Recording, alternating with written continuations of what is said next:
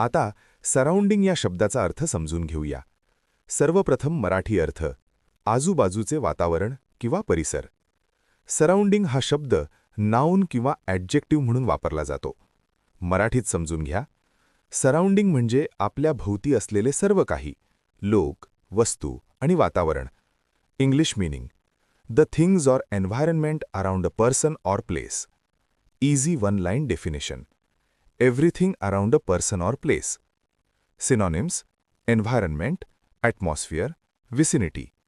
हे शब्द आजूबाजूचे वातावरण किंवा परिसर दर्शवतात. Antonyms: centre, core. हे शब्द मध्यभाग किंवा मुख्य भाग दर्शवतात. आता उदाहरणे पाहूया. Keep your surroundings clean. तुमचा परिसर स्वच्छ ठेवा.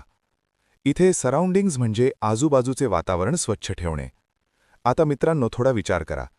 व्हिडिओ थांबवा आणि खालील प्रश्नाचे उत्तर कॉमेंटमध्ये लिहा.